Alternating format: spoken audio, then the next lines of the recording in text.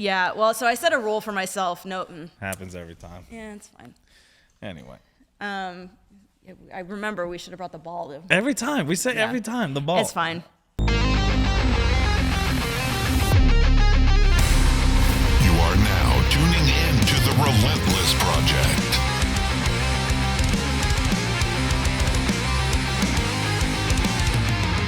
Real people, real stories, real life.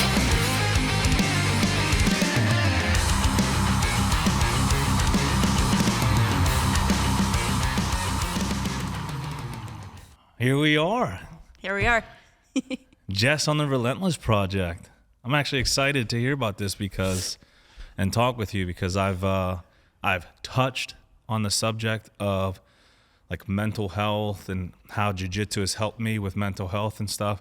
But I never really dive into it, and like my guests really never, like, they agree and they understand, but they never like dive into it. And you hit me up and you're like, I'd love to talk about mental health and jiu-jitsu, and I'm like, Let's go. let's do it. So here we are. So first of all, tell us a little bit about yourself. What you just competed in Worlds in December. How was that? That was probably one of the craziest tournament experiences of my entire jiu-jitsu career. So I compete a lot. I've been an athlete since I was a kid. I think I started playing soccer when I was 9. That didn't last very long. So I've been doing jiu-jitsu about 5 years now, a little bit over 5 years. Most recently competed at Worlds. A little bit of a whiplashy kind of day. We had, I think, 8 people out there, and 7 of us competed on Friday, and then 1 person competed on Saturday. We were all, Thursday, and then 1 person competed Friday. We were all mad at that one person. We were like, man, we can't go out and have fun because you got to wake up in the morning, but it's fine. I just do it Saturday. I mean, honestly, so that one person that competed the last day was Sage, and he was so far underweight that it didn't matter. So we just went out anyway. Sage. Nothing crazy. Like, we went out for like nice Italian food, and he was like, I can eat as much as I want and like still be 5 pounds And under. where was Worlds at? Vegas. Oh, you guys only went out for dinner in Vegas. Yeah, okay. Well, we only went out for dinner in Vegas when people were still competing. Like, we all try to be good and then once the competition's over, like, all bets are off. Fair game. It happens in Vegas, stays in Vegas. I get it. Been there, done that, got the t-shirt. I mean, Mike Wilkins has told some stories, I'm sure, about how he lost a bunch of money at the blackjack table. Did you guys catch any shows? I know Mike did. Mike went to see Cirque. I know I mostly stayed. So we did a night in the casino, and then we went to this, there's this place called Area 15 where they have like big immersive art exhibits. And we went through Meow Wolf, which is such a mind trip. You're going to have to elaborate on what? Meow Wolf? Yeah, they have this, their permanent sit down exhibit in Vegas is called Omega Mart. It's this like very weird, trippy, like, there's a whole story that is woven into the exhibit, but we were all just kind of like wandering around and staring at this like massive, like, multi-story. It was crazy. Is that where, I don't know if you know, but I saw something online about like there's like an exhibit that looks like a mini mart, and there's a lot of like hidden, is that it? Mm-hmm. Yeah, you like open the door to the refrigerator and you end up in a spaceship. Like, it's crazy. That's it? Yeah. Dude, small world. I've always wanted to like check that out. I didn't know what it was called. Meow Wolf. I'm gonna have to put that down. Yeah, it was me, Sage, Josh Ramirez, Lucas Siebert, and Selena Vith just wandering around in this giant, like, it was crazy. Oh, that's cool. So tell us a little about the tournament. Like, yeah, what'd you do to prepare? Is that something you prepare for? Is that something you're just like, I'm always ready kind of thing? So that was my 3rd time doing Nogi Worlds. My first time was in 2021. It was my first IBJJF ever, which, if you're going to do your first one, why not have it be Worlds? That's great. Like, competition in general is nerve-wracking for most. And you just go to the biggest one and the first time I did it, both the first time I did it and honestly this past time too, I kind of went in with basically no expectations at all. My first time I was like, yeah, whatever, I've never done this before, let's see what happens. And this time it was my first tournament as a purple belt. So I was like, I've been in this belt for less than 5 months. You know, who cares? We're just going to see where I stack up. Turns out pretty well. So, and the way that IBJJF tournaments work is that they're single elimination. So you lose one and you're done. So there's a little bit of that pressure of like, you know, I got to keep going if I want more mat time, or like, you know, some people have, for a while, I felt kind of that podium pressure of like, I got to at least make it to the semifinals, and then, you know, we'll see what happens. But, so my first opponent, I was the last person to go. Of the 7 of us that were going that day, I was the last one to go, and I wasn't supposed to start until around 4 or 5 o'clock. So I'm sitting around, you know, watching other people's matches, trying to help, you know, corner as best I can for a couple of the blue belt matches. And the way it works is that, you know, 15 to 20 minutes before your mat time, you go to weigh in, they do your uniform check, and then you get held in the bullpen. And there's like a big screen outside the bullpen, and when your name shows up on the board, then you can go check in. So I'm hanging out by the TV waiting for my name to come up, and my match comes up grayed out because my first opponent had checked out as a no-show.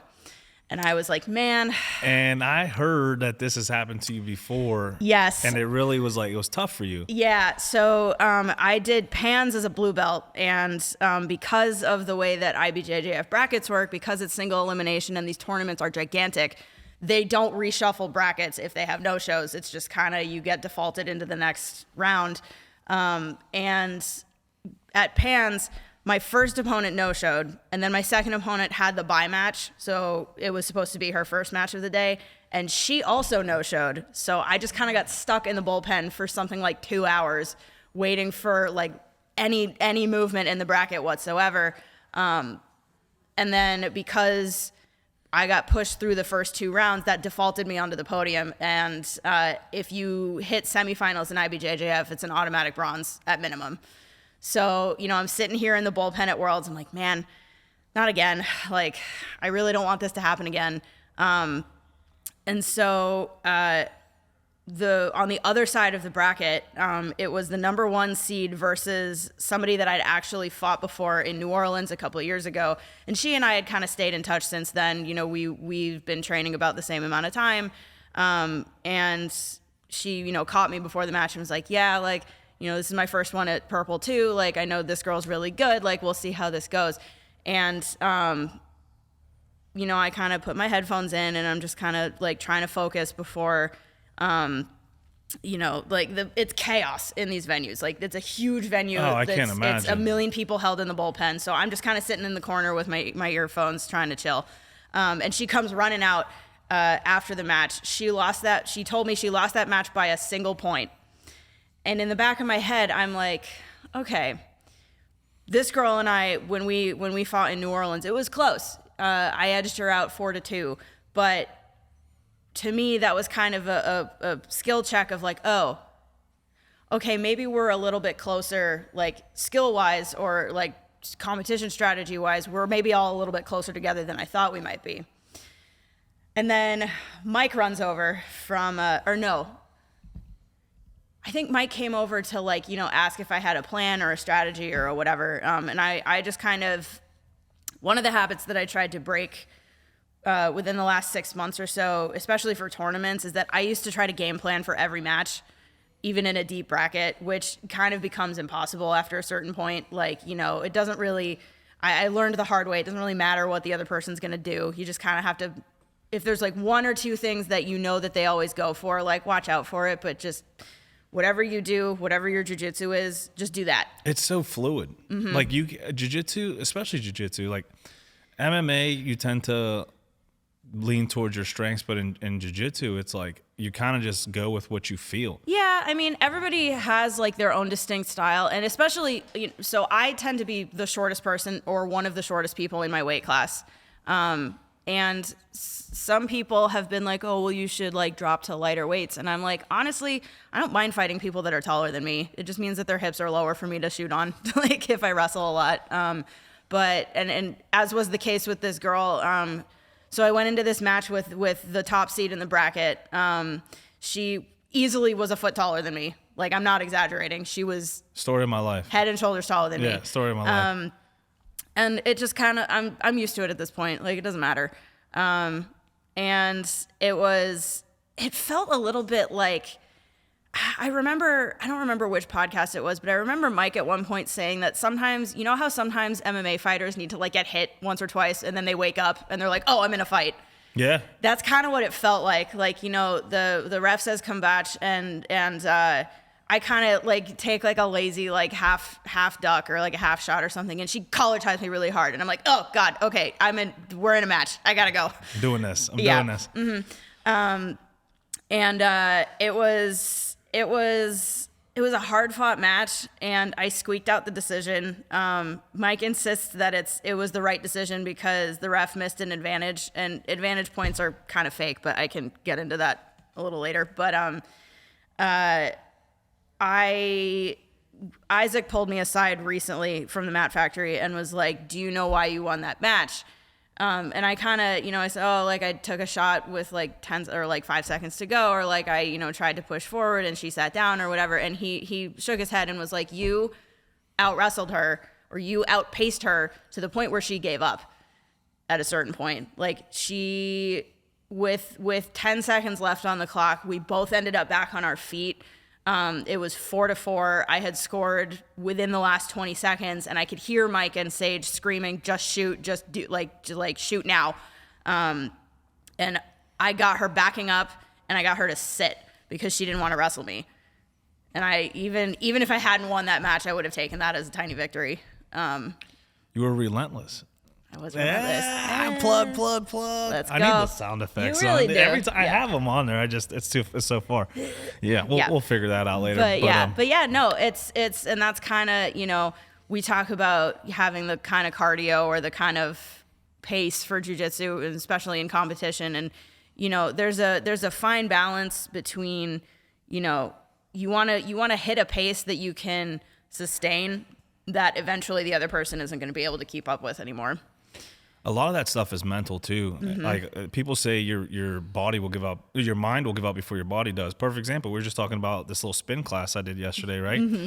And I'm in a class full of like 130-pound females, and it's like 3 of us guys in the back, and these chicks are just, and I'm back here like, I'm gonna die. I am going to die. Yeah. And the instructor looks at me, and her husband was next to me. She's like, "Come on, Ish, you got this." And I'm like, I don't think I got this. And as soon as I said that, my legs started on fire, started hurting, and I'm like, you know, what's the worst that can happen? Yeah. Like, if I stop, it's gonna hurt worse. I literally doubled down. I'm like, you know what? Whatever. Yeah. And I just kept going, and I just started forgetting. I started thinking about, you know, the podcast tomorrow. What are me and Jess gonna hit? Like, and like, you just forget about your legs burning. You forget about everything hurting. And then she's like, all right, sit, rest. And I'm like, oh, I did that. Yeah. Okay, I did that. Even like early on in that match, I'm trying to remember. I got her to sit to guard, but she came up on a sweep and ended up like, she didn't end up past my guard, but I think it was that kind of chest to chest top half guard where she's just kind of trying to smush you, or like she was just trying to smush me, and I was, and Love it. so I'm like, it's like less than a minute into the match, and I'm like, fuck, and now I'm down 2-0. I'm in this awful position that like I am a half guard player, so it doesn't bother me to be down there, but I'm like, man, this sucks. This is uncomfortable, and I hate this. And even still in matches, you know, just as recently as this one, I'll have those flashes where I'm like, oh, I don't want to be here, or like, I don't want to be here anymore. Like, if you tap it, then you can just be done. And you just kind of gotta like notice those and then let them leave your head, and then it's fine. Yeah, as soon as you start thinking that, I feel like you're already lost. You know, especially in a situation where you're going against someone else, because it's 1 versus 1, right? As soon as you start It's a zero-sum thinking like game. that, Yeah. it's 2 versus 1. Yeah. You know, you're against yourself as well, and bad things start to happen there. Yeah. So how do you get yourself out of those moments? Especially, you've been sitting in the bullpen for 2 hours, and now, so that's already nerve-wracking. Yeah. Your opponent's no-showed, which already leaves a bad taste in your mouth because of before, and now you're going against someone who has advanced in the bracket, who's warmed up, who's been through the process, and you're essentially going in cold in a sense of you haven't had that competition that day. Right. Yeah. Like how do you manage that? I think at the very least I'll chalk up the no-show experience now to I learned at Pans the hard way that you really can't put any stock whatsoever in what anybody else does. If they don't show up that day, that's on them. And it's like the thing that is the most frustrating, honestly, I think is now the physical aspect. Like I try to time my warm-ups so that I'm still a little sweaty when I get into the bullpen. So I'm loose, I'm warm. And you're sitting on like hard floor or whatever, cause they're not padded. So why would they be? You're only there for a couple hours. No. Yeah. Yeah. Fortunately this time at Worlds, I was only there for like, I don't know, maybe I tried to hang back as long as I could so they could just clear the match off the board. So I was only there for like 20 minutes, but that's still like 20 minutes where I could have been, moving around on the warm-up mat or something with somebody else. But I kind of, it's a learned process, I think, to not completely, anytime you try to consciously not think about something, it only gets worse, right? Like I say, don't think about pink elephants. Pink elephants just came in my mind, yeah. Exactly. So, when I have these moments of, I don't want to be here, I don't want to do this, I notice it, and then I just kind of like let it happen, and then I let it go away. And sometimes it goes away faster than others, and it's also, in the moment, especially in competition, it's hard when someone's like literally on top of you trying to injure you. But it took a lot of trial and error, and that's, I think, part of why I competed so much in the last 5 years. I am a competitive person by nature. Yeah, I see you, like, you're in even the small tournament, small, big, 247 stuff, like, you're like, you try to get in as much. I was surprised when you didn't go to the real one competition. Like, I thought I'd see you there, but you were in the comments, so that helped a lot. Yeah, well, so I set a rule for myself. Happens every time. Yeah, it's fine. Anyway. I remember we should have brought the ball. Every time. We say every time, the ball. It's fine. It's fine. Yeah, they can look at us in the dark. Whatever. I know I'm like, I can throw something, but yeah, well, so I set a rule for myself, no competing in January, because so in 2022, I did the math and I averaged one travel tournament a month for a year straight, which is a lot. And even at the end of the season, Mike kind of sat me down and was like, you compete too much. And I'm like, does one compete too much? Well, so the actual mat time is less of the concern, I think, as so much as it is, this is, for as much as I try to make jiu-jitsu a full-time thing, like, I have a job. Like, I have a full 9 to 5. And, like, at the time when I was in 2022, I was a grad student. So, like, that's even beyond a 9 to 5. That's like there is literally always something you're supposed to be doing. And when there's not, you can find something. Right, exactly. So it was the travel. It was the going out of town once every 3 or 4 weeks. It was the costs for everything starting to add up. And by the end of the year, I wasn't quite burnt out on competition, but I very desperately needed a break. So now I try to consciously plan my competition cycles a little bit more intelligently. So built-in breaks, like the month of January, or even the month of December, really, I did not have to worry about making weight at all. As long as I don't eat like an idiot, which... Your dry January was competitions. Yeah, basically. Basically. Well, that's awesome. Yeah, and now, and it's helped out too with the mental aspect, because now I'm like chomping at the bit. I'm like, I'm ready for January or for February. Like, I got the ADCC Open in New Jersey in 2 weeks, and then I'm doing the Arnold in March. There we go. Let there be light. Yeah, and then I'm doing the Arnolds. Oh, you're doing the Arnolds. Yeah. Dude, I wanted it last year. I guess a big group was going. Was it last year? Mm-hmm. And I missed it. You doing it this year? I don't know, because I got Utah trip planned, and I got all kinds of stuff going on. So it's like, can I make it out there for a weekend? Probably. I may think go you out should. there. There's a good group of stout people going. There's So I told Mike I would help him stat track some of the jiu-jitsu people for like competition stats this year. And I think the last time I counted, there were like 9 or 10 of us going from the jiu-jitsu side. And then I know they're also taking a bunch of the Muay Thai guys out because there's also a striking tournament. So Arnold has a striking tournament as well? It's a whole sports festival. Like, it's a huge thing. So I would always go to the Arnold. Obviously, I love the weight lift. I love the train. So I'd always go for like the expo and see a couple of the competitions. A couple of my buddies would compete in that stuff. And like, I never realized they had jiu-jitsu and stuff. And last year they were like, oh, you should come. I'm like, dude, that'd be like imagine that stage. The stage is huge for people flexing naked. No offense. I mean, if that's your thing, cool. It's not my thing. I like to watch it. I support my friends who do it. But it's like, imagine a stage for the mats last year were like next to the oh god, I forget what it's called, but it's like the American Ninja Warrior course. Like, I want to try that. It was cool. Yeah, like in between matches, I was like, can I do it? Do I have time? Is for that this? my warm up? I don't know. The absolute brackets run at like 7:30 in the morning, so I was like, I roll out of the bed in the Airbnb and I'm like onto the mat, and I'm like, oh. Your warm up is the walk. My warm-up was I drew the brown belt in the bracket that was a weight class above me, and I was like, I'm going to just take this loss as best I can. That's all we can do with life, right? Look, she didn't sub me, so that was all fine and good. So all that being said, let's back up a little bit. How did you get started in jiu-jitsu?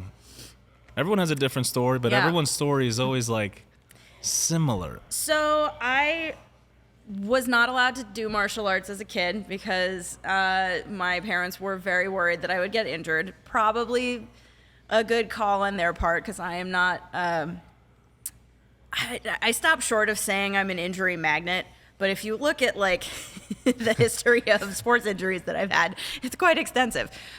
Fortunately, nothing like super huge outside of a handful of concussions, which means that no matter how many times people ask, I will not ever take an MMA fight. I like 2 concussions ago maybe, but that's just not on the cards for me, unfortunately. Sorry, guys at 247. You told me to sneak it Sorry, in there. I She know. shut it down. Nah, I do. I love MMA as a sport, and I've hopped in on sparring before once a couple of weeks ago, and it was really fun. It's a really different aspect of grappling. But it's still sparring, right? Like, I can tell people, hey, like, don't crack me in the head and it'll be fine.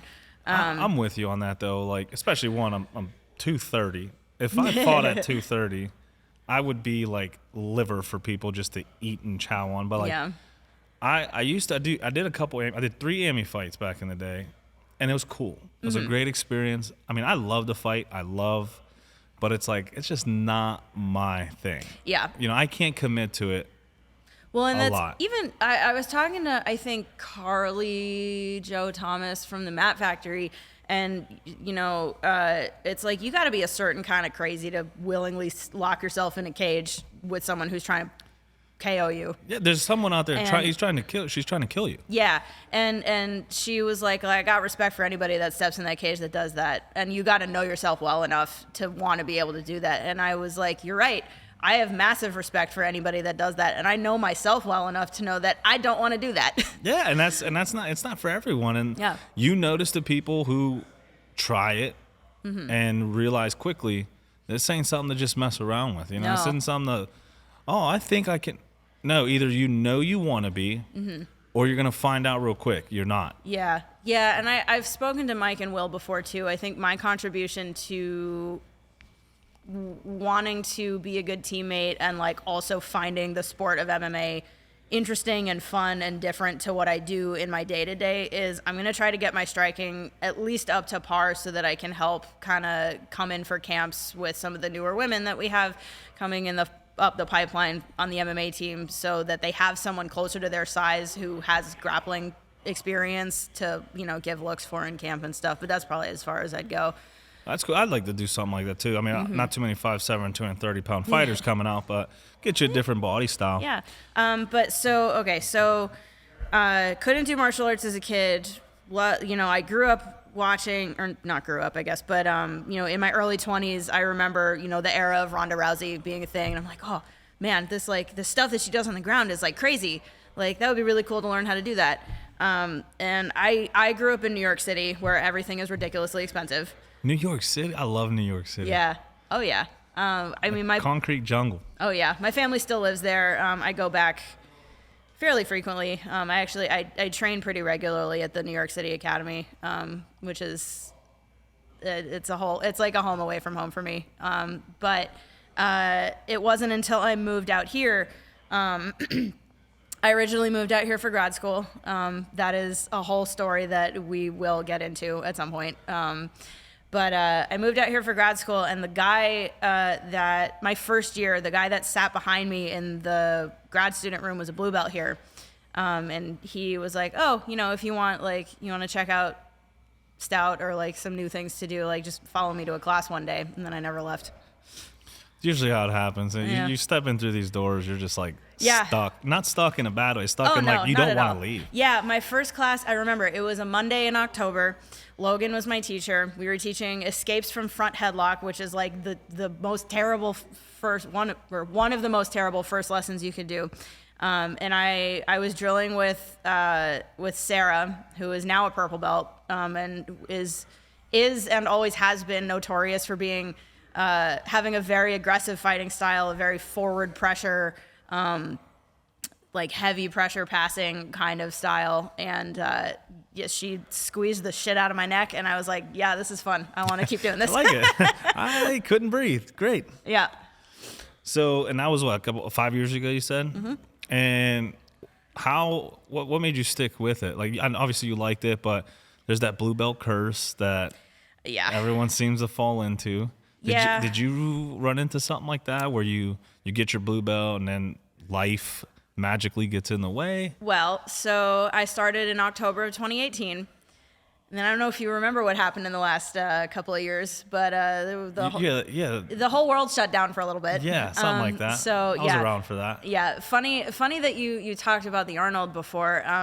My first tournament as a blue belt was the Arnold in 2020 on March 5th, I think, or like 3rd or something. They almost canceled the whole thing, and then they were like, wait, there's like 20,000 people in Ohio for this, like maybe we should uncancel it. So they worked it out so that it was like the last thing that the city of Columbus was allowed to do before everything shut down. I remember that because I was supposed to go out there and they were talking about canceling, and I was like, I ain't booking a hotel and all Yeah. that just to like. So I didn't go. I haven't gone to the Arnold since then, actually, since 2019. Sounds like you should come with us this year. Yeah, it might be. It's a weekend. I can do a whatever, weekend. I yeah. can do a weekend. Whatever. But yeah, so we did the Arnold, and then like 5 days later, the whole world shut down. You know, much like I'm sure many other people have the same kind of story where it's like, you know, like you kind of, I mean, I went nuts, like without my routine, without anything to do. And like, I definitely stopped prioritizing my health. I gained a bunch of weight, and like, you know, trying to come back from that, once things started opening up again. You know, I remember doing my first tournament back after COVID was Naga in 2021, and I was like 2 weight classes above where I usually walk, and it just felt awful. Like I was slow, and I couldn't move the same way that I used to, and everything felt so unfamiliar. And it was very much like a moment of, man, do I have it in me to like get back to where I was? You know, like even like the one thing that drives me nuts about jiu-jitsu competition is how weight crazy it makes people. I don't like being tied to a scale. If I feel good at whatever weight I'm walking around at, that's usually enough for me. From a health perspective, like if I'm eating right and, you know, feel physically strong and capable and whatever, like I don't really care what the number is. That was a big barrier of entry for me, was the weight. And then the other thing was, especially at that time, now I've gotten a little better, but was managing my corner. Mm-hmm. Like some so stupid, I could not do it. I could not grasp it. Like, Yep.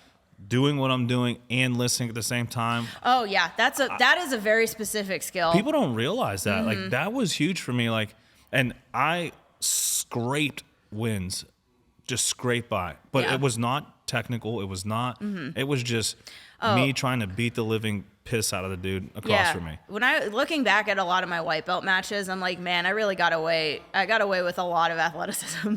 Yeah, like if I decided to continue that, that would not have lasted very long.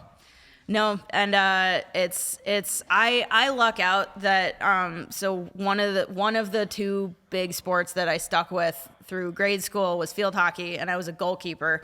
So I came into jiu-jitsu already very used to listening to offside instruction because my coach would be calling plays that I would then have to run up the field.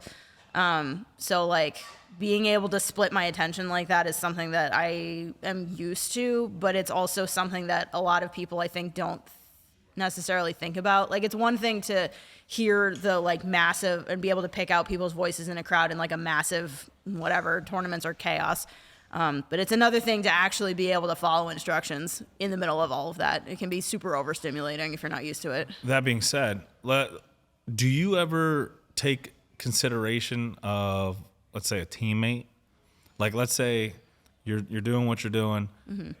Mike is hitting something, but then you hear something from a voice you recognize, and you're like, is that something you consider, or do you just drown out everything but Mike and whoever's in your corner?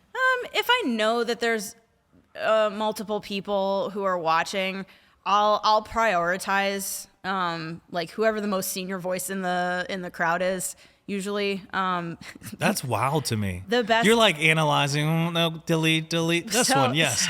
So the silliest example of that I can think of, a bunch of us went down to Nashville in I guess November of 2022. Partially to do the IBJJF Open out there and partially to go train with Sean Williams and his guys. But Warren was there.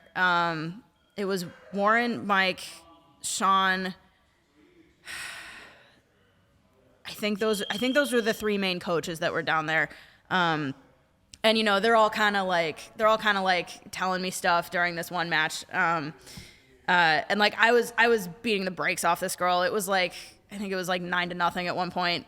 So I was like not particularly concerned, but it was one of those matches where I'm like, all right, I'm comfortably ahead. Like, you know, I can take more risks. I can try out some things and see if they work. And if they don't, like I feel like I can recover. You are not supposed to, you can get in trouble in IBJJF for talking to the ref or to somebody off the mat. So like, you're not supposed to like say things or whatever. But I was watching my match footage back, and I actually remember this moment too in the mat, or like from the mat. Warren called for me to grab an underhook because I had this girl. I was in guard, I think in either a half guard or a butterfly guard, trying to get my closed guard back. And she was pressuring pretty hard. And Warren goes, "Get your underhook." And I look up at him and I point at one of her shoulders. I'm like, "This one?" And he goes, "No, the other one." And I go, "Oh, okay." I'm like, man, I should maybe not make a habit of that. You were stretching. He just happened to talk at that time. Yeah. So that's a skill. That's a perishable skill. And I feel like if you're not competing regularly, well, and some people compete with no corner. They go in blind, and hey, to each their own on that. But like, if you have that resource, that's a huge resource, and it's something that's underlooked, especially people who don't train or they're not a part of that lifestyle, but they watch it on TV. Like, it's not something you can just go in and do or try. No, yeah, and I that was part of I think part of why I value 2022 as a competition year so highly is that I kind of spanned it all, as at least as far as IBJJF tournaments go. You know, I did opens, I did pans, I did worlds. Sometimes I had corners, sometimes I was by myself. For Chicago, it was just me and Claire. We were the only two people out there, and we just kind of had to rely on each other. And we were like, neither of us really knows how to corner well, but we'll try it, I suppose. And the thing that I kind of settled on was I'll do smaller tournaments and opens without a corner, and I can be confident in my relative abilities to at least be able to execute something. majors like Pans or Worlds or like big things like that, or super fights like 247 where it's a big stage, I would much prefer having a corner, and I probably wouldn't do without one. Yeah, extra set of eyes definitely helps. And it's tough. It's tough to corner.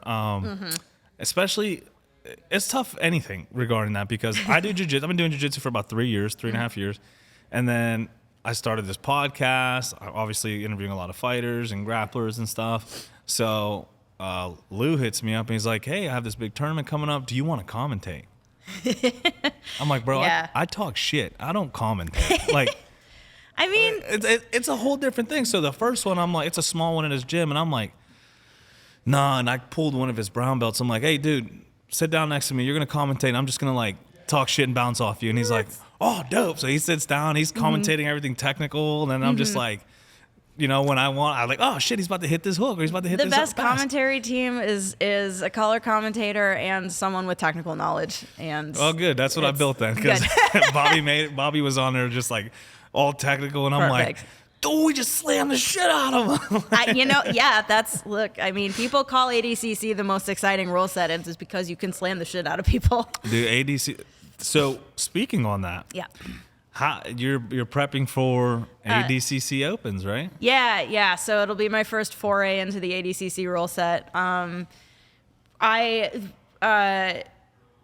remember something that Cole Abate said after East Coast Trials 2 years ago. And for people who are maybe less familiar with the jiu-jitsu scene, Cole Abate is, I don't remember how old he is by now.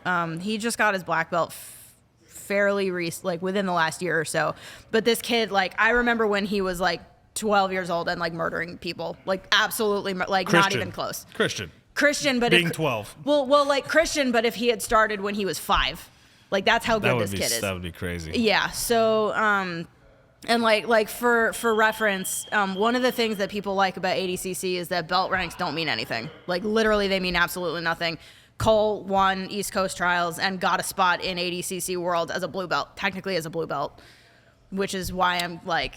Did he go against a black belt? Yep. Yeah. Okay. Multiple black belts. Yeah. I think I remember watching one of his matches and thinking like, wow, this dude's insane. He's crazy. Yeah. And I think he was, so he can't be older than 18 or 19, I think, because. He probably needed a permission slip to compete. Well, so I'm trying to remember if he was the youngest one to win trials or if it was Liz Clay, but he was something like he was 16 years old and he like beats all these black belts and like makes it to one of the like most prestigious grappling tournaments in the world. Like, come on. That's wild. Yeah, but so it was something that he said because when he was coming up through the ranks, there were less opportunities for really good kids like that to kind of showcase their jiu-jitsu. It was really only IBJJF, and for kids especially, those rules are very, very strict about what kids can and can't do, which I would argue up to a certain point, like their argument is safety. Like they don't allow guillotines at all for kids, I think, for example, because it can easily turn into a neck crank, and they're like, well, let's not like give 7-year-olds spine problems, which is fair, but understandable. But I think now with this new era of superstar kids who are just disastrously good at submission grappling, there's going to need to come a point where they reevaluate rule sets for teenagers. So someone like Liam, you know, Liam, right? Like, yeah, he's ahead you gonna of tell his that time. kid that he can't do a guillotine safely? Like, come on.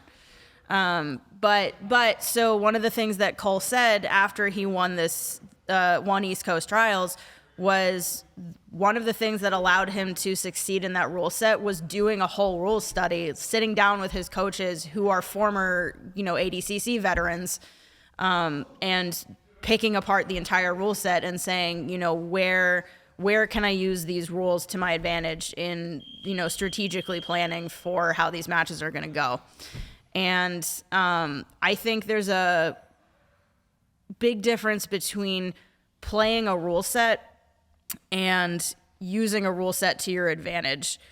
And when I say, playing a rule set, I get very, very frustrated with this very specific kind of IBJJF grappler who will play the edge. Anytime you run out of bounds, you get reset, right?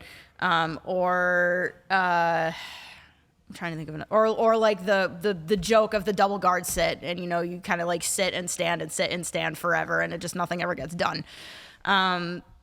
That I consider playing the rule set. If you're going to tiptoe around the edge, you're going to try to tap the knee as you sit down and then do nothing for 10 minutes in your match, like you're playing the rule set. I think one of the most egregious examples of that, one of the cool things about being out at Worlds this year was you get to watch the black belt matches in person, and the energy is super different, and it's really cool to see all these matches up close. I think it was medium heavy men's. I don't remember exactly which, but there was a match, and Sage was sitting mat side the whole time because there's this barrier that you can only get past if you're a black belt. And Sage is like, "Oh, look at my wristband. I'm a black belt. I'm fancy." But so he's sitting mat side. Cashed in on his ticket real quick. He did. Well, so he's sitting mat side, and he's texting me while I'm sitting up in the bleachers, and he's like, "Man, this is the stupidest match I've ever seen," because it's two dudes literally just standing there slapping each other with collar ties for 9.5 minutes, and in the last 30 seconds of a match, one of them shoots for a takedown, and that's the only action that the whole match saw, and that guy wins because he decided to do a thing with the last 30 seconds to go. I've had many conversations with people about this specific thing. Right, and it's like, you're calling yourself a world champion because you did nothing for 10 minutes and then scored a last minute advantage. Like, I think that kind of playing the rule set is stupid, and I hate it. So it tells a lot about who you are as a person, right? Mm-hmm. Like you are a medalist, but that's not something you pride yourself in because you feel you didn't do what you are capable to do to earn it. Yeah, that's why Mike has tried to change my mind a bunch of times on the Pans medal, especially because he's like, you got robbed of that mat time. Those girls that didn't show up in your bracket, you would have beat them anyway. And I'm like, yeah, but I feel like I feel like there was more work that I could have put in to like have this thing in my hand at the end of the day. And that's true, but I mean, don't sell yourself short. Both can exist in the same time. Like you are putting the work in. Who else studies for ADCCs? Yeah, everyone just rolls. And they're like, all right, like you're studying, you're training, like you're approaching the sport in a humble manner, a good manner.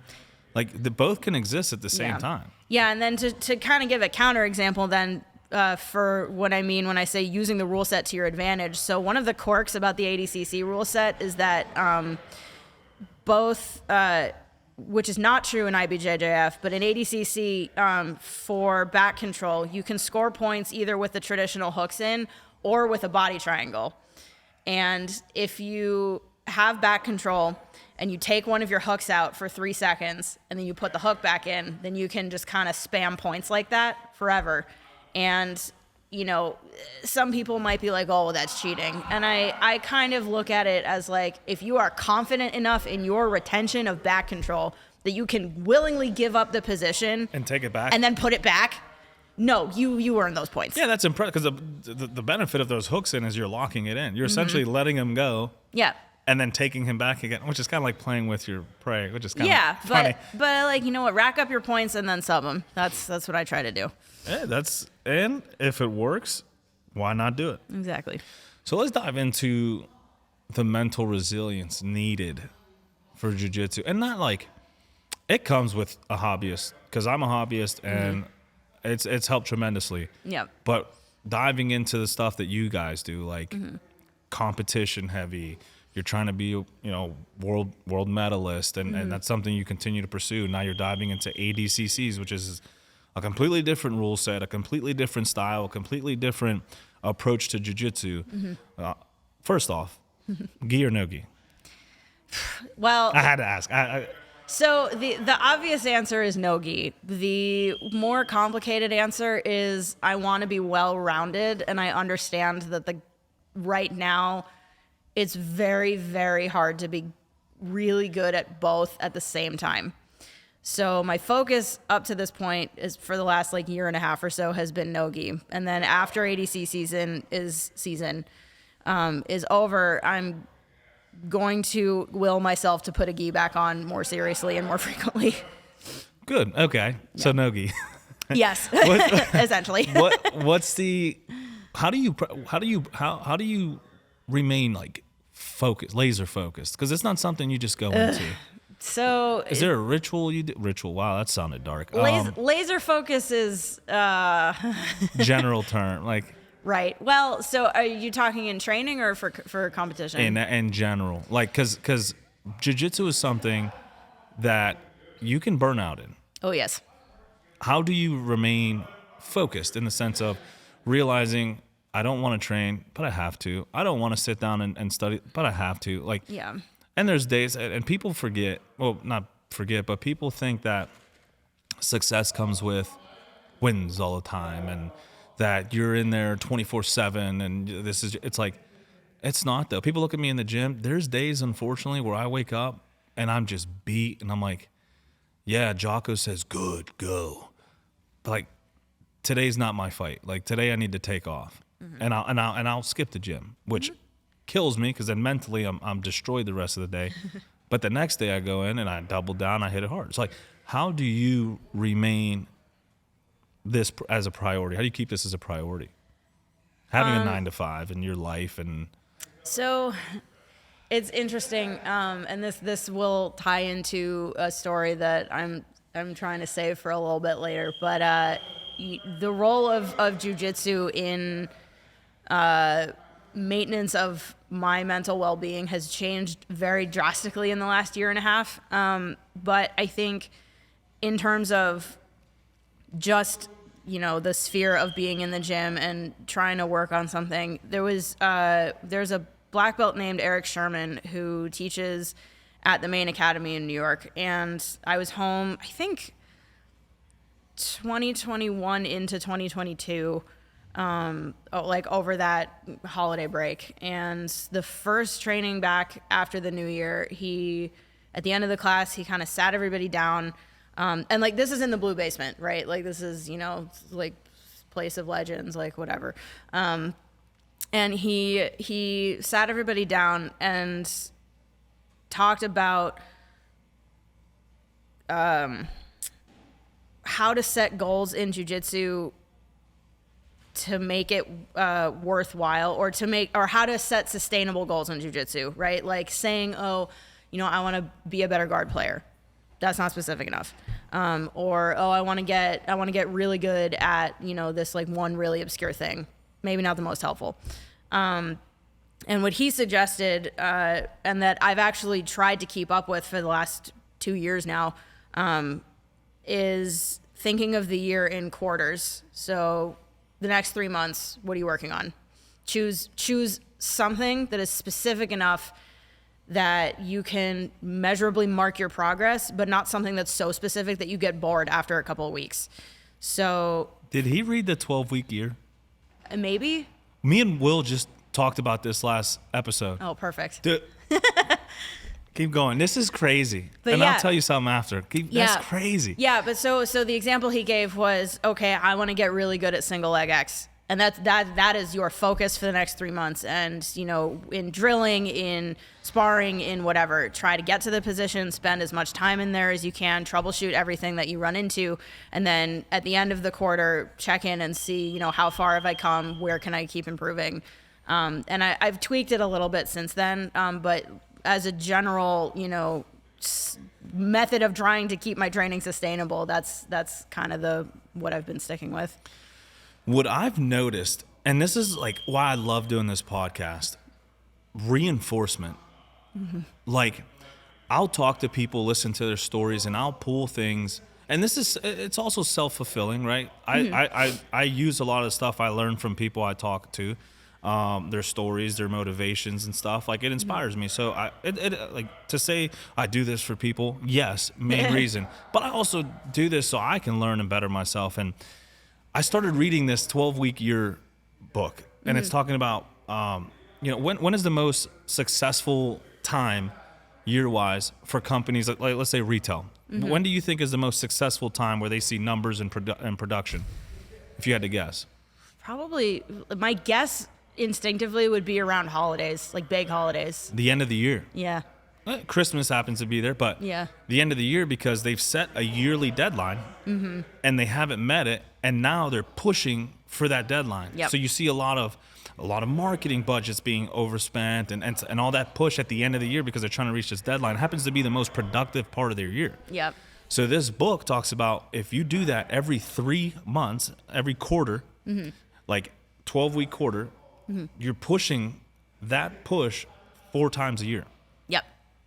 So you tend to be more productive. And it's like you're going to set goals, very specific goals, like you said. You're going to work on this thing for 3 months. That is your baby. These are the goals. You're going to break it down in a way that you can manage, measure, and control. Yep. So that's crazy. Like we're talking about, me and Will are talking about this, and then you're like, we sat down and this is what he's reinforcement. Like if you hear this from multiple people, like you didn't talk to Will about this. Did he tell you, hey, mention the No. Exactly. Like it's crazy to me. Like I'm sitting here mind blown. Yeah. So he talks about this with you and Yeah, and it ended up being so. And I will say, putting it into practice is the hard part. Obviously, I am distractible, to put it lightly. Shiny new techniques or fun new weird stuff that I learn. I'm like, oh, let's work on this. This seems cool. But it's okay too to like, priorities change. For example, I last year, oh God, I don't even remember. I'd have to look back through my notebook to see what the original goal was. But, I remember Q3, whatever plans I had kind of immediately went out the window as soon as 247 hit me up and was like, hey, Sasha Reynolds wants a match with you. And I'm like, oh, she's a notorious leg locker. I gotta figure out leg lock defense. So like whatever I had planned, nope, that's priorities changed. And that's okay. As long as you have something that is, I am not the best at focusing on long-term goals. But if something is, you don't want to keep a goal too short-term either, because then you either hit it too quickly or you miss it and then time's gone by and you're like, oh God, what am I doing? So somewhere right, like the 3-month mark for me is kind of perfect, because if I get bored of something by the second month, you only got 1 more month and then you can move on to the next thing. that helps keep everything. Like, for example, if you have a big goal, like I want to score first in ADCC in my weight or whatever. Yep. How do I get there? Right. Well, these are my possible opponents. You do your research, right? Okay. Yep. They're notorious for this. And you back plan until you reach a goal of like, I have to work on this guard pass because they're not as strong in that. Yep. And then you like goals, and in Dempsey's episode, he talked about 1,000 trophies. Yeah.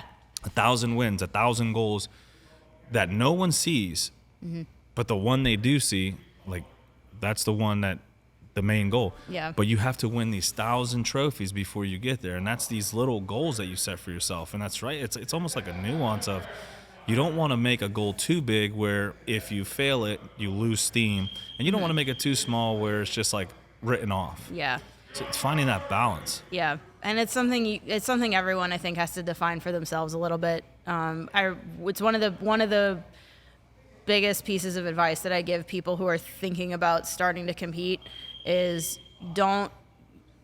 On its face, jiu-jitsu is a zero-sum game where there's one person that wins and one person that loses. But if you can find checkpoints for yourself within a match, like I want to hit this takedown, or I want to be the first person to put points on the board, or I want to execute this technique that I've been working on, and you call that a win, then that's a really good place to start. There's always wins available. Oh yeah.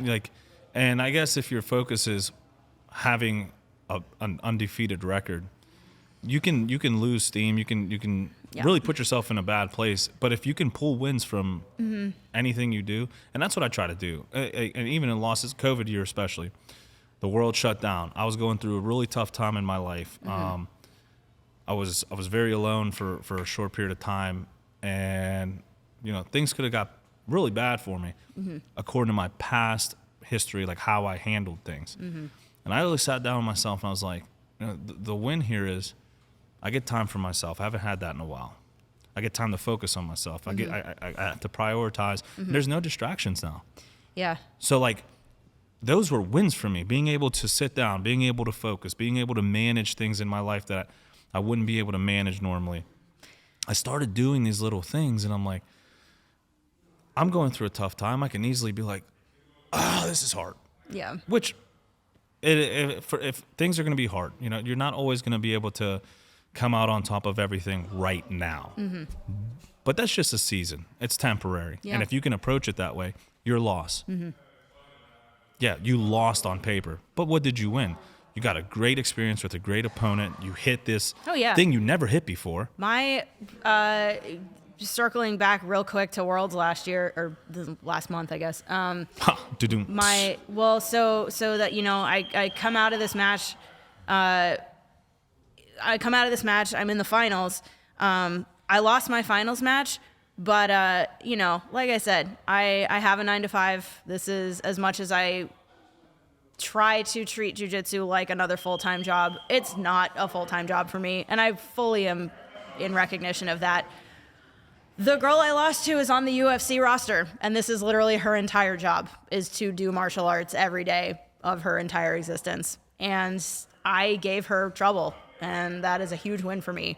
So that in of itself is cool. Like, not that this isn't a hobby to you, but like, you can't allocate all the resources that most people do, or some people do. Like, we look at these people on the world stage, and we're like, I want to be like them, or I want to be able to. I want to be across from them one day. Mm-hmm. You have a whole life, a whole career. Like, that's crazy. Yeah. And you manage it. Yeah. So somehow something's working. Do you think the community built here, like, do you think that helps you like stay in rhythm and in line with your goals? Absolutely. I mean, we're so lucky in Pittsburgh to have this. The stout community first and foremost, because this is my home gym and it always will be. And also the wider extended Pittsburgh region. Like, I'm up at the Mat Factory a lot of Sundays. There's a core group of competitive women that train up there a lot. Cheyenne, Carly. Oh God, I'm going to forget a million people's names. Oh, they're going to message you. They're like, you didn't shout me out at the Relentless Project. Oh my God. How dare I? I'm gonna be infiltrating the Mat Factory here soon. Yeah, I got Isaac coming on. They're great. Isaac is incredible. I think it was Andy that said, even if you've never trained at the Mat Factory, even if you've never met Isaac, but you are in the Pittsburgh grappling community, you absolutely care what Isaac thinks about you. Everyone talks about him, mm-hmm. And like I've never. And then I see him. It was the last 247, and I see him, and I'm like, that's the dude. Yeah. That's Isaac. That's the dude. I'm like, that's the dude. And then who's sitting next to him? Mike Wilkins. Oh, yeah. I love that dynamic of like, when we have to compete, we will. Mm-hmm. And when we have to join, we will. Oh, yeah. Dude, the Pittsburgh. I remember back in the day, by the time this comes out, I think the schedule change has gone into effect already, that there's a competition practice on the calendar now in the Strip District for grapplers. But that used to be an off-schedule Tuesday morning feet-to-floor practice. We casually referred to it as Tuesday wrestling, but Warren was like, it's not wrestling, like, which he's right. It's not wrestling, it's feet-to-floor, which is in jiu-jitsu very different. But I mean, my first exposure to Isaac was him and Dempsey coming down for those Tuesday practices when I was just barely a blue belt and very much getting ragdolled by everybody in that room, kind of, taking the time after those practices to, answer questions that people had or fix techniques or show this and that and whatever. There was a funny video you put out, the emotional damn. Oh my God. And it's like, but that is jiu-jitsu. Yeah. That is jiu-jitsu. Mm-hmm. Like, you're not out here sweeping the floor with everybody every time. God, no. People look at me because I'm 230 and There's I'm a blue always belt. someone better. There's literally always always. The thing and apologies if this breaks you the way it broke me, but somebody, here comes the emotional damage. Somebody in New York once pointed out to me, and he already is a black belt, so he has perspective, but they pointed out that when you do jiu-jitsu and you stick with it, the longest belt that you are going to be at is your black belt.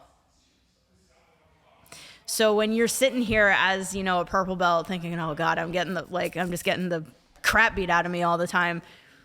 There are people who have been black belts longer than you have been training. And by the time you get your black belt, there will still be black belts that have been black belts longer than you've been training. Like, I just saw there was the first like coral belt in IBJJF who competed or something like that. Yep. That's what, 20 years of active black belt experience? more. Is it more? So it's, let me think, 3, 6, 9, 14, 19, 24. It's something like 28. That's 9. insane. But that is such, yeah. And like, here's the thing about black belts. Sage just got his black belt. Mm-hmm. You got someone who's been a black belt for 10 years. Warren's about to get his 4th degree, which means he's been a black belt for 14 years. Okay, so we'll use Warren as an example because Like- it's in-house. Yeah. Them two sitting on a wall talking, someone from the outside looks, oh, they're both black belts. They are. I mean, yeah. But the level of experience and life and Very disparate. like it's crazy to me. And that's Yeah. why I love jiu-jitsu, because there can be a day where I hope Warren doesn't kick my ass for saying this. There can be a day where Sage gets the one up on Warren. Oh, there's Does that mean he's better? Well, so I remember one of the old when Stout was newer and when Sage was coming up through the colored belt ranks. The old criteria for being a purple belt was you had to be dangerous to Warren from at least one position. Well, And I'm we're- never getting my purple belt. Well, right, like we're talking about 10-ish years ago at this point, where like, you know,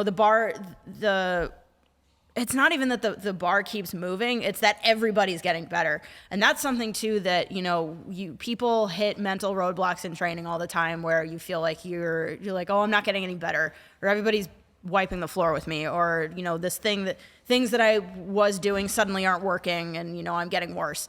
And it's not necessarily that you're getting worse. It's that everyone around you is also getting better. And one of the things that I like so much about being able to go up and train at the Mat Factory or going back to New York to train at the main academy is that I get looks from people that don't see me all the time and don't necessarily know all the things that I do, versus when I'm just training with my usual handful of very dedicated training partners. They know what I do inside and out. So of course they're going to work around it and try to counter everything that I do. They're going to play to your game. Mm-hmm. Yeah. What lessons in jiu-jitsu have you pulled out and like used in your personal life? Is there anything that you can pull from jiu-jitsu that helps you in the real world? I want to say that sounds bad, but jiu-jitsu is real. Yeah, but like, no, and like in your work job or like relationships or yeah. So we had a seminar. Time means nothing. We had a seminar some number of months ago. I don't remember how long ago at this point. time is relative. The time is a flat circle, but where it was a couple of the people in from New York, including Mike Jaramillo, who was John Danaher's first black belt. So, you know, kind of been there, done that, seen it all, competed all over the world, you know, has trained some absolute monsters. And he said how you do, especially like when it comes to jiu-jitsu, and extending that to the wider lens of just daily life, how you do anything is how you do everything. So, you know, if you come in here for a class and you're super unfocused and you're not paying attention and you're just kind of chit-chatting with your friends and whatever, you know, whose time are you wasting? Is it yours? Is it the person you're talking to? Is it the coach that's trying to put time into you? And then you go home and somebody tries to have a conversation with you. You're unfocused. You're not really paying attention. You're not hearing what people are saying to you. Versus, you know, you come in every day with intention, or even if you don't necessarily have a day-to-day plan, you come in knowing what you want to get out of your day. That, I think, is a huge thing that you can apply both to the microcosm of the jiu-jitsu world and to, you know, your wider daily experience.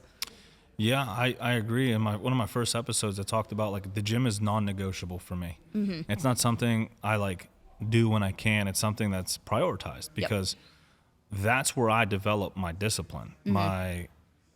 It's also a place where like I go to fight my demons. I like that. It's quiet for me. Yep. And I started doing that with jiu-jitsu. And one thing I've learned about jiu-jitsu is all of the noise subsides because you don't have to worry. You don't get to worry about that bill you need to pay, or that friendship that's going kind of south right now. Like, all your focus needs to be right now. Yep.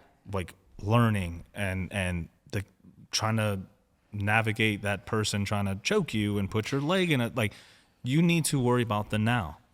And that helps with the real world too, the outside world. I'll say the outside world, because yes, all those are real issues. Like, no one's negating that. However, what is the main issue for you right now?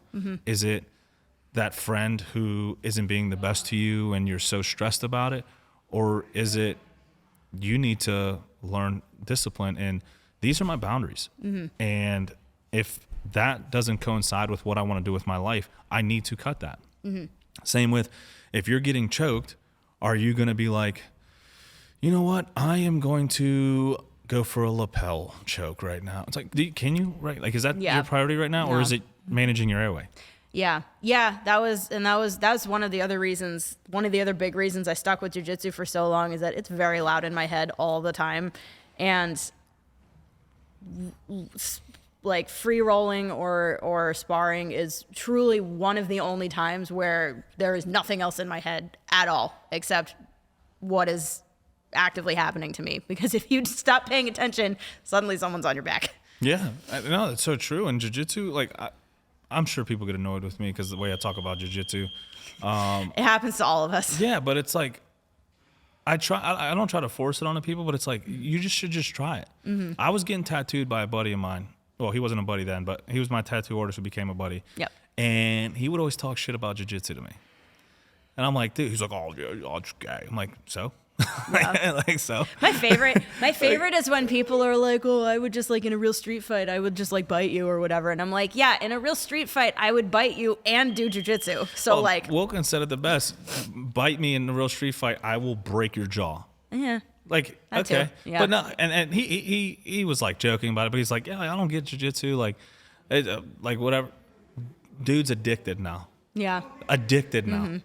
Like, every time he texts me, he's like, bro, I buggy choke. I'm like, bro, you're a white belt. You're buggy choking people? Like, but he is not the dude. He's not your, he's like studying jiu-jitsu, watches it on TV, learn it, like always talking about it, comes in, and I'm like, you went down the rabbit hole. I am sorry, Renee. I'm of the opinion that buggy chokes aren't real. But that also could be. I can't do them anyway. That's like, the thing. I'm like, I'm not built for them, so Yeah, I'm like, I don't do think this is. As soon as I said buggy choke, she went, Sorry, Renee. you'll be on next, and you can fight your battle. I mean, he buggy choked me. Let's be real. Like, there's video footage of it. So I. Oh, so it is real. I think there's a very specific body type for it, and I don't have it.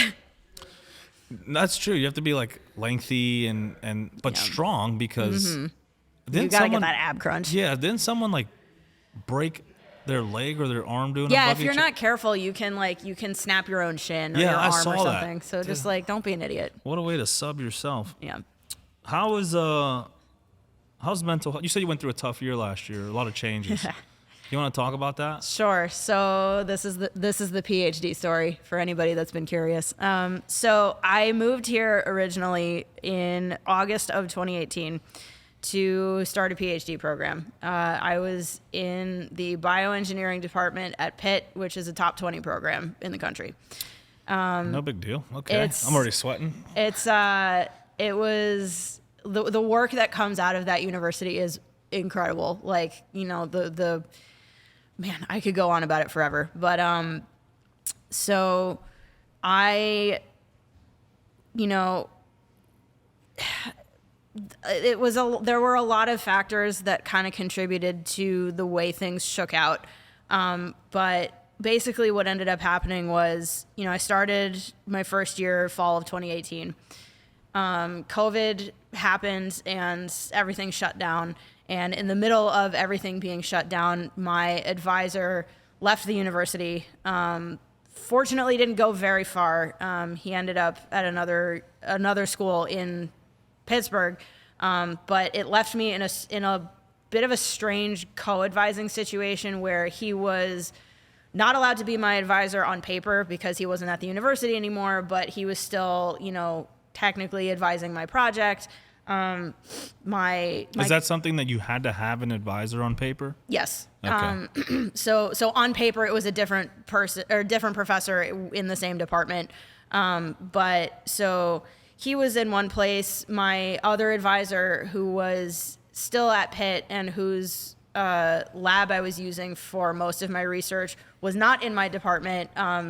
That professor was in the neuroscience department, which made things kind of tricky. And then the project that I had proposed was super complicated and never really got off the ground. And there were a couple of checkpoints along the way where I think every PhD student at some point has those moments of, oh God, I don't want to do this anymore, or this is terrible, or I hate this, or whatever. Yeah, I had the same feeling in undergrad. Yeah, like undergrad, master's, PhD, whatever. If you are in any kind of higher education, everybody has those moments, and there's 1,010,000 meme pages dedicated to like, oh, mental health amongst PhD students is terrible, but it is, and there's a reason for that, and I could expound at length forever about the toxic cultures of academia and why mental health tends to be so bad for grad students in general. But all of this to say, I hit my breaking point early in 2023. I was coming up on the end of my 5th year. My funding was essentially up. They told me my funding was going to be out by the end of the summer. And I had barely gotten my experiments out of pilot stages. It was just like the project wasn't working. And I was faced with this decision, am I going to stick this out? Am I going to try to make this work? Knowing that it was going to take at least another 3, 4, 5, however many years to get this to happen, or do I just jump ship and do something else? And, I had been having those thoughts, I think, since like the beginning of my 4th year. Things were never really great after we came back from the pandemic, and I had been in this weird spiderwebby who is responsible for me situation with my advising team. But I was like, I didn't have a backup plan. The plan was to get my PhD, and then when I started school, I thought maybe I'd stay in academia, maybe I'd take an industry job, but once I have the degree, I'll figure it out. And when it became increasingly clear that I did not want anything to do with academia after this, suddenly the value of the piece of paper that put a PhD after my name dropped exponentially. And, it was after one final round of failed experiments, I kind of like looked at myself in the mirror and was like, I can't do this anymore. Like, this is not helpful to me. I don't have a plan for after this. I don't know what I want to do after this. So why am I banging my head against a wall again about something that I don't want to do anymore?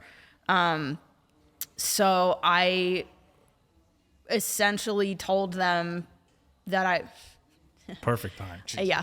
And I had been kind of, poking around at like applying for jobs, not really taking it super seriously, but trying to see what was out there for a couple of months. And then, finally after this one round of failed experiments, when I knew that I had this time crunch of like, you either have to find funding or do something else, I told them, I'm done. I don't want to do this anymore. And I did not have a backup plan or a fallback plan or anything. I just knew that I couldn't stay where I was anymore. Fortunately, everything, and truly, I'm not one to believe that everything happens for a reason, but I also think that certain things don't happen by accident. About a month after I told them that I was leaving, I interviewed for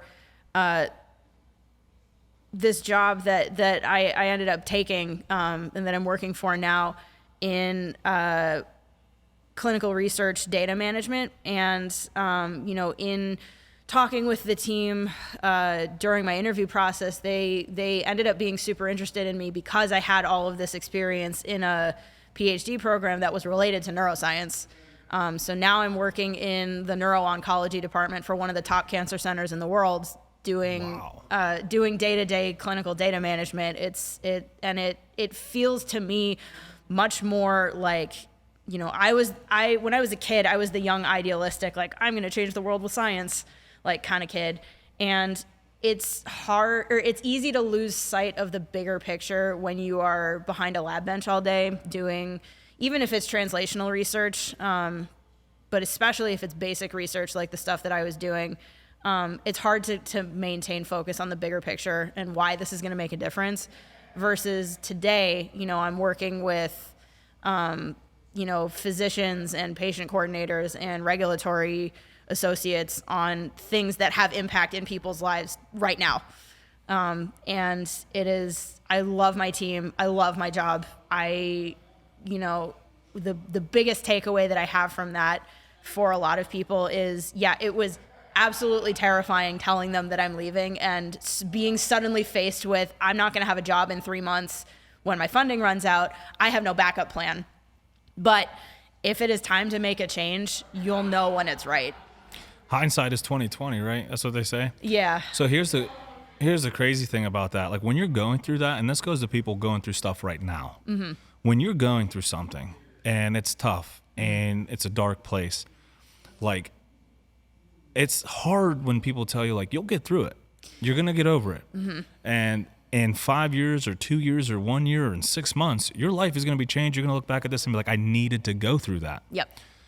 But in that moment, it's tough. And mm-hmm. What advice would you give to someone going through that moment you were going through, mm-hmm. where now you're on the other side of it and you're like, I needed to do that because that got me to where I'm at right now, which I love. Mm-hmm. What advice would you give to someone going through that moment that they just can't get over that hurdle of, you know, this is forever. This is like, this sucks. This is tough. Like, what am I going to do? So it's kind of twofold. I think I was struggling real hard for the last year and a half of that PhD program. And some of it was, you know, ongoing, you know, mental wellness things that I was ignoring for myself. And I think, you know, I had mentioned that jiu-jitsu, the role that jiu-jitsu has played in how I maintain my mental wellness has changed a lot with this big change in my career path. I kind of, you know, like a month or two into my new job, I realized how much of an escape jiu-jitsu had become for me. I was at the gym all the time when I was in school. Like once I was done with classes for that PhD program, you know, if I wasn't in the lab running experiments, I was here. And I think part of, you know, I love competing, I love traveling, but I do think that part of why I was just constantly on the move in 2022 was your problems can't catch you if you're not in town. So I just kept running away. We always fall into that, right? If we can put this for later. I'll deal with this later. I'll deal with this later. Mm-hmm. It's coming. Yeah. It's coming. Versus and you know, it was a lifeline for me, and it was super necessary. And also now I look back when I'm in a much better place, and jiu-jitsu is just more enjoyable for me now. And now it's not I'm coming here because I need to escape something. It's I'm coming here because I want to put myself here, which has been a huge change. And I think, you know, in terms of what I would say to people who are going through like big, or people who have these like big life questions of, am I doing the right thing for me? You know, I'm miserable where I am. I don't see a way out. Definitely trust your instinct. Like if your current situation is making you miserable, do something to change your situation, because, you know, my whole thing for the at least in my fourth year was, you know, I just have to work harder. I just have to, you know, change my approach. I can do something differently. Maybe it'll work this time. When you've exhausted all of your options and nothing has changed, you'll know when it's time to pivot to something else. Or at least I hope that you'll know when it's time to pivot to something else. And change is terrifying. Like I said, I planned to leave and I had no backup. My fallback was, fortunately I have taught classes here before, and, Stout was willing to take me on for front desk and pick up classes again so I could at least pay my rent. So, I knew I was going to come out the other side of this okay in some way, shape, or form. But, fear of the unknown is real. But I think fear of the threat of staying stagnant is worse. It's choose your hard. There's it's choose your hard, because staying is hard. It's tough. You know, you were battling a lot of things, a lot of unknowns. Leaving is hard. Yeah. Battling a lot of things and a lot of unknowns. So it's like there is an attitude of, the devil you know is better than the devil you don't, and I push back on that. In the sense of, if the devil you know is killing you, get out of there. Because the other devil could be trying to kill you, but you don't know that. Yeah. This. Yeah. And I've always been that kind. I've always been an improvise and adapt kind of person. Like, if something is, but I've also been the double down kind too. So like, and that's the thing. Like, people see you. People come out to me. They reach out to me on the podcast, and they're like, "How do you do it?" I don't do it. I'm doing it. Yeah. I'm always doing it. I'm not perfect. Yeah. I'm not on this platform because I'm perfect. People on here aren't perfect. We're highlighting the work they're doing and the good things, but like, that's all this is a big highlight. Like, don't look at this and be like, oh, like they're perfect. No, we're just elevating stories and insights, and hopefully we can pull from everyone we listen to and adapt that to our lives so that we can strive to be better. Yeah. Because if you strive for perfection, you're setting yourself up for failure. But if you strive to be better, you're always winning. You're always going to win. Nobody has it figured out. Well, there it is. The whole premise of this episode. Oops. No, that's good. No, I try to tell people that it's like I'm not anything. Yeah. But I'm a work in progress. I put that in my bio because, like, it's not for people. Like, people look at they're like, oh, that's for me. So every time I log into my Instagram, I remind myself I'm a work in progress. When I look at this other person's profile and I'm like, dude, their life is dope, like that, and then I go back, I click home, and I see I'm a work in progress. Yeah. It's little things like that. If you surround yourself with like little insights that you're gonna constantly follow, it doubles down. It reinforces it in yourself, and like, those are small things you can do. You can do right now. And it's crazy when people talk about, write your goals down, put them on the paper, and put it like on the mirror in the morning where you look at it every day. I thought that was the stupidest thing. I thought that was so corny. I'm going to be honest. I was like, that's dumb as hell. And then I did it. And at first I look at it, I'd be like, yeah, I'm going to lift 5 times this week. No, duh. Okay. Then the day I wanted to quit, the day I didn't want to lift, I look at that, I'm like, I got 3 days left, and I've only lifted 3 days. Like, I can't really quit, because then what if I want to quit tomorrow? Yeah. Like, I'll quit tomorrow, but I'm going to go today. Yeah. Yeah. Just by looking at that paper. I started writing down my my training schedule, or what I want my training schedule to be, and it has to change week to week because like I have a couple of like non-negotiable sessions where like I'm always at the Friday open mat. I'm always at the Thursday advanced class. And then like a couple of things, like if something's got to give because work is super busy. This is the thing about working with practicing physicians who are also into research, is that they have no time for anything whatsoever. So when the research team is trying to get a hold of you, you just kind of have to wave your arms around for like 4 or 5 days until they pay attention. But it's, I have my whole week on my whiteboard over my desk, and on Monday morning or Sunday night, I write out what my ideal training week would be for that week. And I always kind of overplan myself. I'm like, maybe I shouldn't do 3 classes in a row, but I do the same thing on my phone every Sunday. But it makes a big difference. Like I hate lifting. I don't like it. I'm sorry, Diana. It sucks and I hate it. Get out. But it's so good. It's so good for you. And it's the reason, like, I feel so much more robust from an injury prevention standpoint when I lift, and I know I feel better when I do. So it's not like a guilt yourself into it kind of situation, but it's like a, look, this is how many days you got programmed for, you need to hit these because you just need to hit these. So, you know, if I plan to lift on Tuesday and then work at 4:00 is like, oh, you need to file these like 700 reports before tomorrow morning. And I say, okay, you know, where else can I slot this into my schedule? Because the day that I do this might be negotiable, but the fact that I have to do it is not. That's interesting because I do the same exact thing. Every Sunday, I have 2 fitness calendars. One is non-negotiable and the other one is bonus. Yeah. And that's literally fitness, non-fitness bond. That's how I have it on my calendar. Like, it's funny, but... And the nons, I'll put, the non-negotiables, I'll schedule in, and then the bonds, the bonuses, I'll trickle in. Any waking minute I have available, I'll boom, boom, boom, boom, boom, I put them in. Yep. And if I have to cancel something, the bonds get canceled. Yeah. You know, like I have my range days in there. I have jiu-jitsu. I have my lifting. No, that's a non, but that stuff. And then, you know, if Minimum effective dosage. That's what I go by.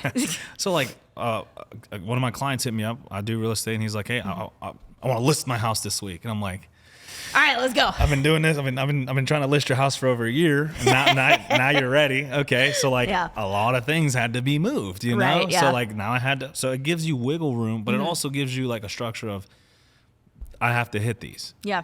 But like if I hit more, perfect. If I don't get all those bonus ones, I still did the minimum that I set out to require. Well, and too, I find, you know, back on, you know, the changing role of jiu-jitsu in my life as like, you know, my circumstances have changed too. Even sometimes, like I especially when I first started the new job, I found when I gave myself a break in competition when I started my new job because I was like, maybe you should adjust to a new everything before you start traveling again.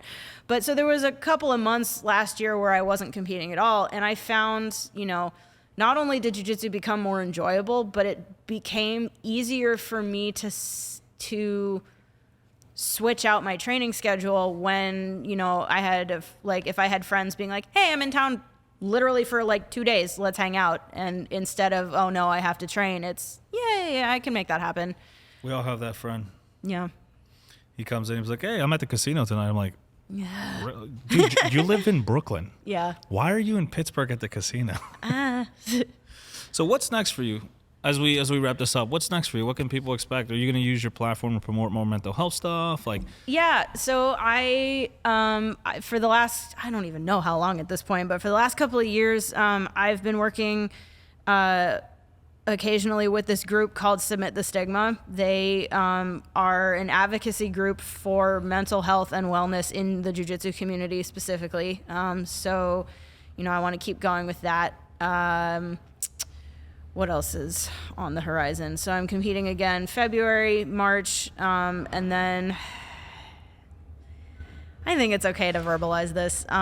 It's been a long-term goal of mine to compete internationally, so if I can help it, I'm going to try to get to Nogi Euros this fall, which is usually in Italy.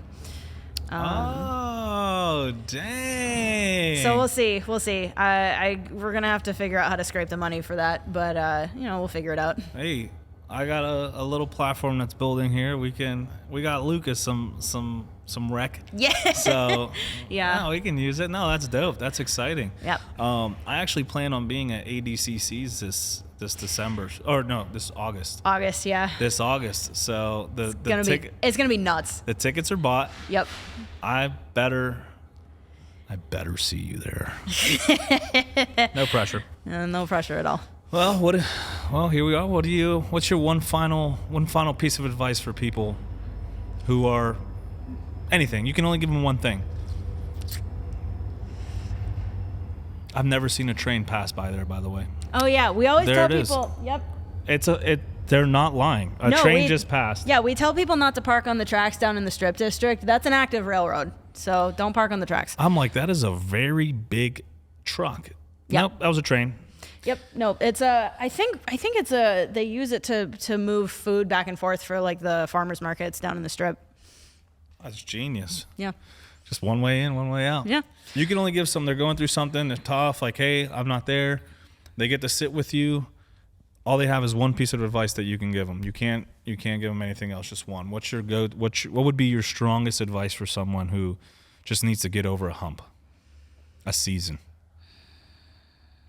See, it's not as easy as you guys think it is. Every time I ask this, they're like, easy, got one. And I'm like, how? Trust your instincts. You'll know when the time is right to make moves. People don't like to listen to themselves They really don't. until they hear it from an outside source, and they're like, oh, and then it's reinforced. You know more about yourself than you think you do. Your body's going to tell you things. Oh my God. Yeah. I'm going to break this rule. The second piece of advice that I would give is advice that my best friend reminds me of at least once a week. Schedule your breaks, because if you don't, your body will schedule them for you. Facts. That happens to me a lot. Yes. And I like to ignore it, but then there's a When time the where check you can't. engine light comes on, Yeah. pay attention. Where can people follow you if they want to get to know you more? So I'm on Instagram at JessJitsu412. That's really my main. I don't really use Facebook anymore. Facebook's kind of a cesspit. All right, there you go. She's on Insta, JessJitsu412. Well, I appreciate you for coming on. It was a dope conversation. And Thank now you you for got to go to having your me. 9 to 5, huh? I do, yeah. So I'm sorry for holding you over, but I appreciate it. This is Jess, and we're out. Later.